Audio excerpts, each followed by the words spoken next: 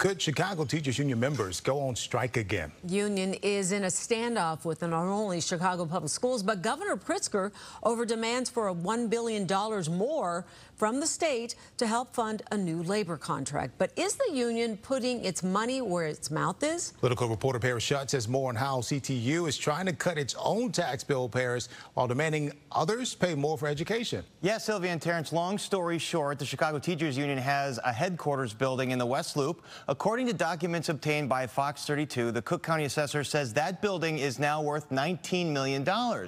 But CTU is appealing, saying it's really worth a little less than half that at $9 million. That means they want their tax bill cut in half as well. CTU hired its own assessor, claiming that at current rates, the union would owe roughly $1 million in property taxes next year. And according to the Cook County Clerk's Office, 55% of that money, or $550,000, would go towards CPS.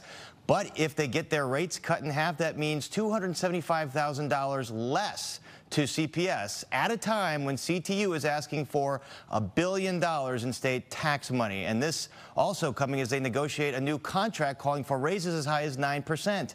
Today, Governor Pritzker reiterated that the state has already maxed out its payout to CPS. Billions of dollars more have gone into education, public education for our state. I want to do even more. We're taking every resource that's available to us for education and putting it there. So I know that there are people who would like more. I'm one of them. And so let's go do that, but that is not something that can happen immediately during their negotiation. It is something that I think we should be working on every single year, and I've done that. And last week, Chicago Public Schools approved a $10 billion budget, one that does not account for any teacher raises or pension payments. So it's a budget that will have to be revisited once CTU does have a new contract. CPS has already raised property taxes by the max. There's no more state money, as you heard, and they rejected the Johnson administration's request to take out a short-term loan. So Civic Federation President Joe Ferguson tells us there is nowhere left to turn. Where we have to go with all of this is for there to be a full disclosure of the overall financial situation, which will scare the bejesus out of most everybody because it should.